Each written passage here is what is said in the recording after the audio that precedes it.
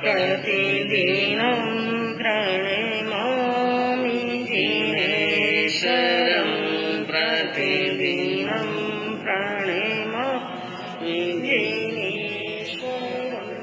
चालो चालो मुगत गढ़ माही, चालो चालो मुगत गढ़ माही।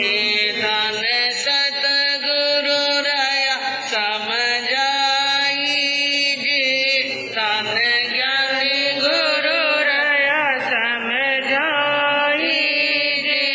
चालो चालो मुगत गढ़ माही, कौड़ी कौड़ी जोड़ी, तो कौड़ी कौड़ी जोड़ी। पर संग नहीं चाले कौड़ी जीत, संग नहीं चाले कौड़ी जी। चालो चालो मुगत गढ़ माही, तो पर नन लायो लाडी, तो पर नन लायो लाडी। बनवा नहीं आवे आडी जी, बनवा नहीं आवे आडी जी। चालो चालो मुगत गढ़ माही। सर्वज्ञ सर्वदर्शी चरम तीर्थंकर अहिंसा के अवतार विश्व वंदनीय शासनपति श्रवण भगवान वर्तमान महावीर के पावन चरणों में कोटि कोटि वंदन।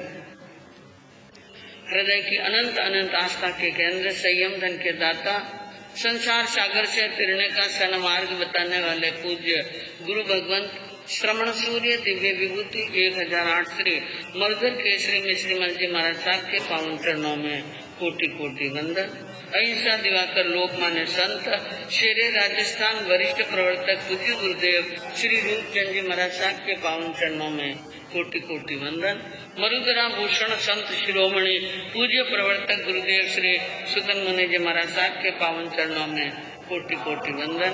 साधना की प्रतिमूर्ति सद्गुणों की उपासिका सरल मना शांत दांत गंभीरा गुरुवरिया माँ सती श्री सज्जन कंवर जी महाराज साहब के पावन चरणों में कोटि कोटि वंदन। धर्म प्रेमी बंधुओं, शीलवती माताओं, ज्ञानियों ने संसार की भव्य आत्माओं को उद्बोधन देते हुए उपदेश फरमाया, विषय भोग राग और द्वेष ये हमारी आत्मा के पतन के रास्ते हैं और इनका त्याग करना कल्याण का रास्ता अपनाना है। तो कहा कि जो चाहो हरि मिलन, तो तज दो विषय विषमान।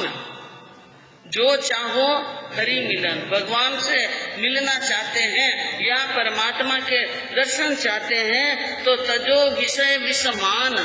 इन विषयों को विष समझ करके इसका क्या कर लो, त्याग। ये में बसे न एक संग की भोग और भगवान। ये काम और ये भोग, ये विषय और ये वासनाएं और परमात्मा एक साथ में रहने वाले नहीं हैं। क्योंकि काम और राम, आपने सुना है कि जहाँ काम वहाँ राम नहीं और जहाँ राम नहीं काम। राम और काम एक साथ में नहीं, इसी प्रकार विषय और भोग और भगवान एक साथ में नहीं है। इनका त्याग किए बिना मुक्ति मिल नहीं सकती है जब तक जीवन के अंदर यानी इनके प्रति विरक्ति न हो जाए। ऐसे महान अध्ययन और ऐसे दृष्टांत सुनकर मन के अंदर एक एक छोटी छोटी चीज का भी त्याग करने की भावना जगनी चाहिए। कि जब तक स्वाध्याय चल रही है, उत्तराध्ययन चल रहा है, स्वाध्याय सुन रहे हैं, एक एक नियम, यानी जब तक ये स्वाध्याय सुनेंगे तब तक ये नियम रखेंगे, कम से कम ब्रह्मचर्य का पालन करें, कम से कम समय की रोज साधना हो, कम से कम रोज 1 बीघे का क्या हो त्याग हो, और कम से कम घड़ी घड़ी के सही पचकान करे, और शतरस के भोजन न खा करके कोई रस परित्याग की भी क्या कर ले, छोटी मोटी तपस्या। घर में 4 सब्जी बनी है, 4 आइटम बने हैं, आपकी थाली में 4 आए तो 3 निकाल कर रख दो और पेट भर लो, तो भी कोई फर्क पड़ने वाला क्या पड़ता है? सबके सब रस नहीं चाहिए, क्योंकि जीवन में ये सब रस और ये धन और ये भोग साथ चलने वाले नहीं हैं। इसलिए ज्ञानियों ने क्या कहा, न साथ जाए कुछ भी, न साथ जाए कुछ भी, चल कर मो की कमाई, चल कर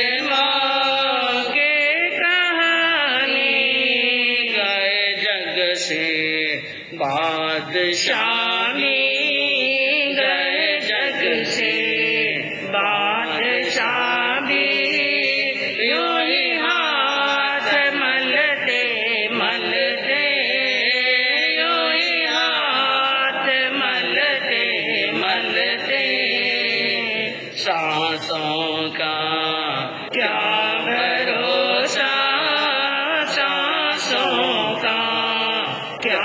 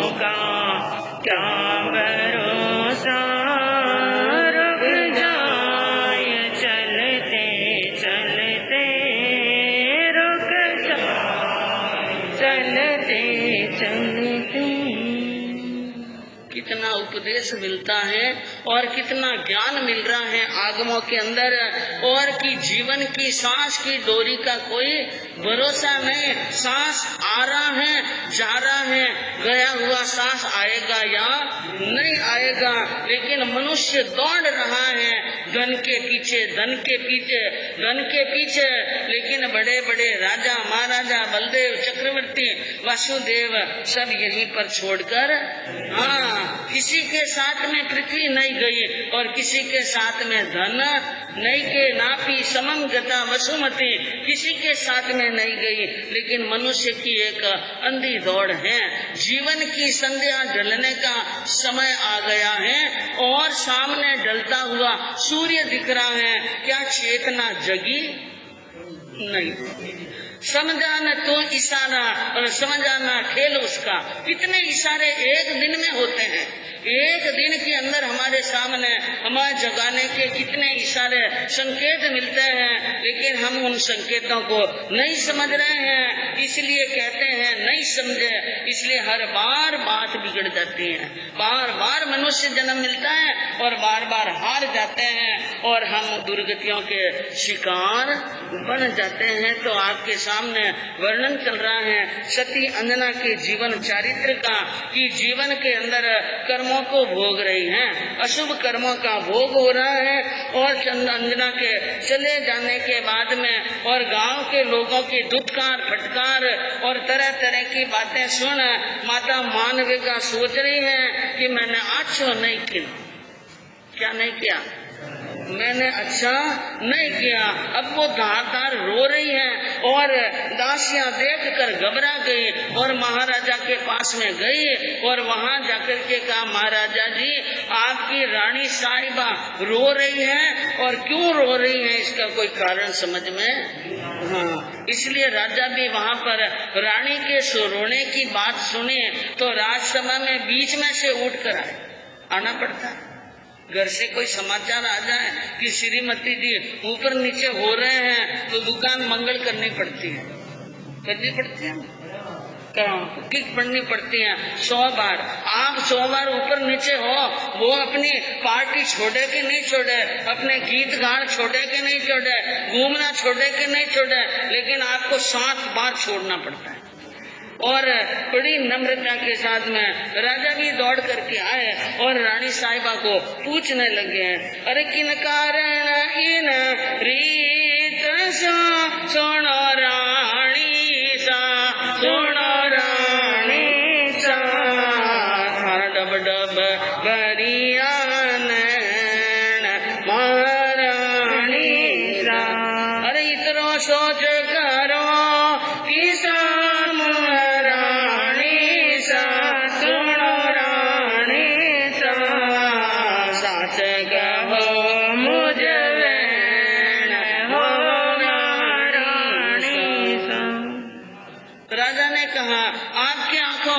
प्याले भर चुके हैं और आप रो रही हैं, इतना क्या दुख हो गया, किस कारण से रो रहे हैं? सच्ची बात बताओ, क्या तबीयत ठीक नहीं है, सिर दुख रहा है या पेट दुख रहा है या कोई भूत प्रेत लग गया है या किसी ने आपके हुक्म की लोपना की है या किसी ने अपमान किया, उस कारण से आपको क्या आ गया? गुस्सा। रानी ने कहा गुस्से की बात तो छोड़ो, जब राजा सामने खड़े थे रानी ने रोना तो क्या कर लिया बंद और कहा, सुनो मैं हाथ जोड़कर ये कहना चाहती हूँ कि मैं तो जाति की एक औरत हूँ। क्या हूँ? औरत। और कहते हैं कि औरत की तो 5 ली बुद्धि होती है। कौन सी बुद्धि? 5 ली बुद्धि होती है, लेकिन आदमी की बुद्धि कौन सी होती है? आगे की।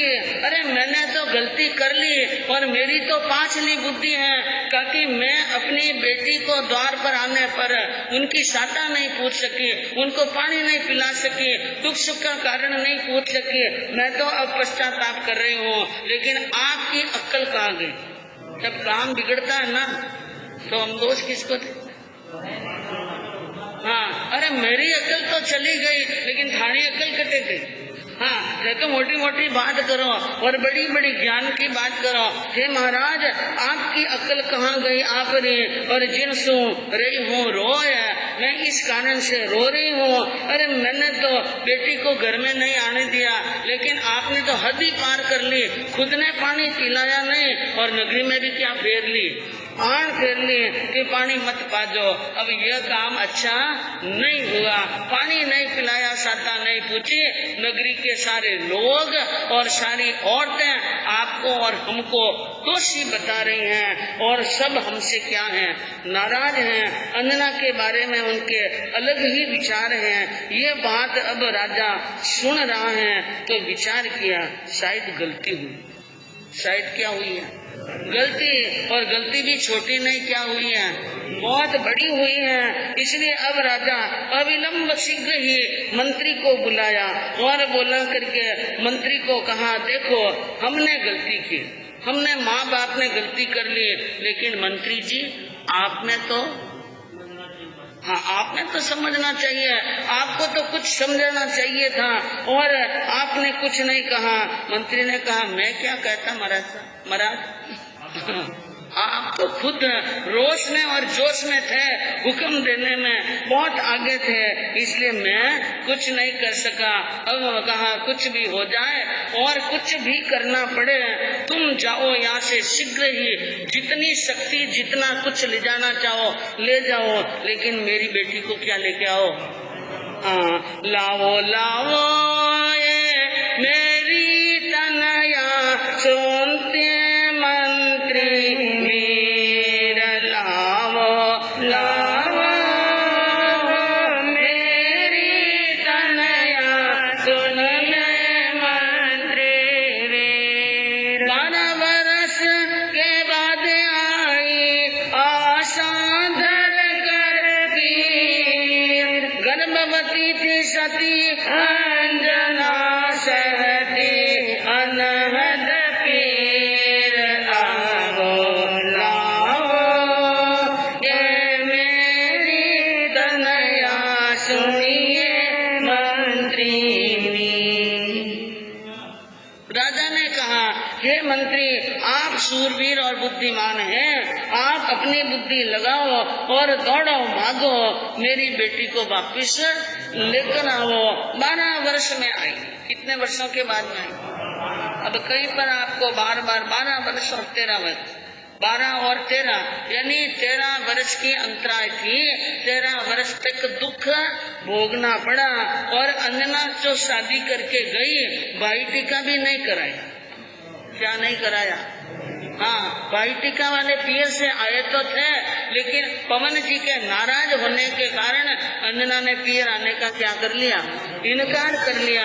12-13 वर्ष के बाद में आई और उनके इतनी आशा यानी आशा लेकर के आई थी, इतनी पीड़ा थी, गर्भवती थी, बहुत दुख भोग रही थी, लेकिन हमने उनकी नहीं सुनी। तो भी हमने बुद्धिहीन हो सुन मंत्री गंभीर, आण पिणाई नगरी में कोई मत पाई जो नीर। हम तो बुद्धिहीन हो गए और हमारी बुद्धि तो घास चरने चली गई, इसलिए नगरी में आण फिरा दी कि कोई पानी मत पाई जो। लेकिन अब मैं कह रहा हूँ, अब तुम ढूंढो बन बन जाकर, कर कोई तदबीर, कन्या देखे बिन हम सबका हृदय धरे नहीं धीर। तब तब जाओ और उनको ढूंढ कर लेके आओ, जब तक बेटी को नहीं देखेंगे तब तक यह हृदय अब धैर्य रखने वाला नहीं है। अब राजा का आदेश मानकर मंत्री अपनी सारी पूरी तैयारियों के साथ में पहले सिपाहियों को आदेश दिया, एक एक वृक्ष, एक एक पहाड़, एक एक गुफा, एक सरोवर और नदी का किनारा और सभी सम विषम मार्गों को अच्छी तरह से ढूंढ डालो।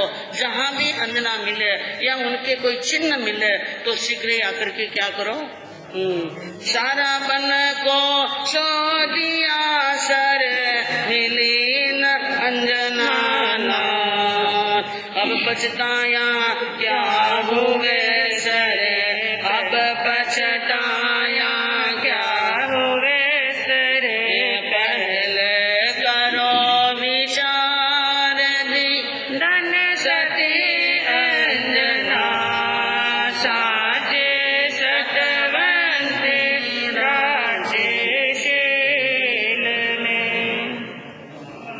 सारा वन को शोध लिया, पूरे वन को शोध लिया, ढूंढ लिया, छान मारा, लेकिन कहीं अत्ता पत्ता नहीं लगा, अंजना नहीं मिली। शाम को लौटकर मंत्री ने, अनुचरों ने यही कहा कि कुछ भी ज्ञात नहीं हुआ।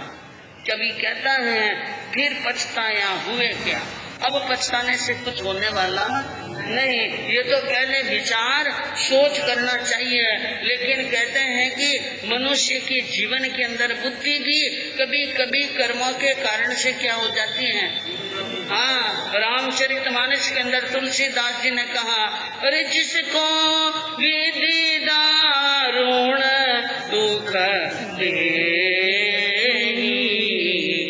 ताकि मति पहले हर ले। संत तुलसीदास जी ने कहा कि जाको विधि दारुण दुख दे, जिसके अंदर दारुण दुख और घोर दुख आने वाला है, बाकी बुद्ध पहले हर ले। पहले उसकी बुद्धि को क्या करता है, बुद्धि पर ही पत्थर पड़ता है कि मनुष्य की बुद्धि बराबर काम नहीं करती है। इसलिए अब राजा और रानी और प्रजा के लोग सभी अंजना के बिना दुखी हैं। वो तो है।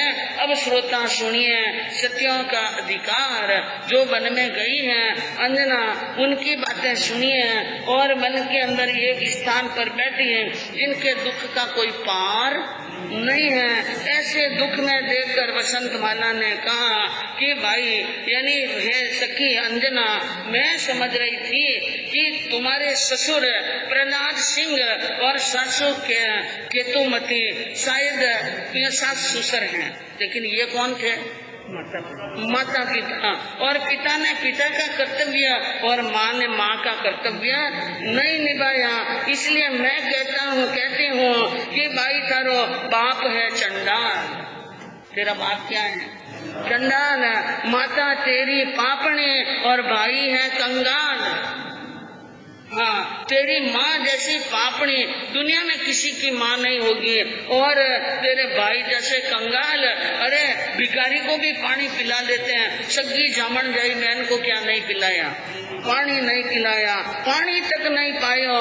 पर क्या कहूँ ये बात, आड़ दियो सिर पर झूठो, नहीं राखी एक रात। एक पानी नहीं पाया, झूठा आड़ दिया, गालियां और धुतकार दिए, एक रात भी रहने के लिए स्थान नहीं दिया। अंजना ने कहा मत कर निंदा, तू उनकी, मेरे माता पिता की, भाई की क्या मत कर, निंदा मत कर।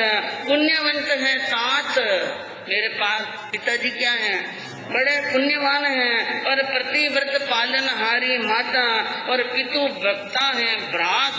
मेरी माँ पतिव्रत धर्म का पालन करने वाली हैं, और भाई आज्ञा का, पिता की आज्ञा का क्या करते हैं, पालन करते हैं। इसलिए पीहर और सासरे वाले किसी को भी दोष मत दे, पूर्व में कर्म कमाया है कर्मोरा दोष। ये सब कर्म के क्या हैं, दोष हैं। इस प्रकार अपने कर्मों का दोष मानती हुई अंजना आगे जा रही है, और कहते हैं कि जब आपत्ति आती है तो आपत्ति के अंदर और क्या आती है।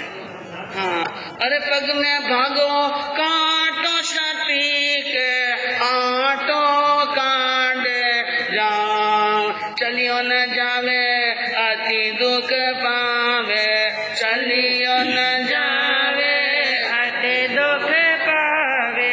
बोली सखी से काम गिरन सती अंजना, साचे सतवंते राचे शील में। इस प्रकार बातें करती करती अंजना बसंतमाला जा रही थी, और जाते जाते बातों में ध्यान नहीं रहा, और रास्ते में पड़ा तीखा कांटा अंजना के पैर के अंदर चुभ गया। उनके कोमल पैर में ऐसा कांटा चुभा कि कांटे के कारण से अब चलना क्या हो गया, मुश्किल, बड़ी मुश्किल से कांटा निकाला गया। जिनके जोरदार सूढ़ चुभी हो और आर पार हो जाए, उनको मालूम है कि कांटे की वेदना कितनी होती है। तो ऐसा कांटा लगा और कांटा निकाल तो दिया, लेकिन अब चलना नहीं। अंजना ने कह दिया कि हे सखी, तू यहाँ पर कोई ऐसा स्थान देख ले जहाँ हम रात रुक सके। कहाँ रुक सके, रात अब आगे नहीं चला जाएगा एक भी कदम, इसलिए तुम स्थान की यहाँ पर जांच कर, जहाँ हम जाकर रात भर रुक जाएं, क्योंकि रहना तो जंगल में ही है और जंगल में भी रात भर रुकने योग्य स्थान मिल जाए तो बहुत अच्छी बात है। तो अब सखी बसंतमाला वहाँ पर रात में यानी रात रुकने के लिए, स्थान ढूंढने के लिए स्थान की क्या कर रही हैं, जांच कर रही हैं। उनकी जांच के अंदर और क्या मिल जाता है वहाँ पर, तो आगे सुनने से मालूम पड़ेगा। आज हमारे यहाँ पर मर्दर केसरी दरबार के अंदर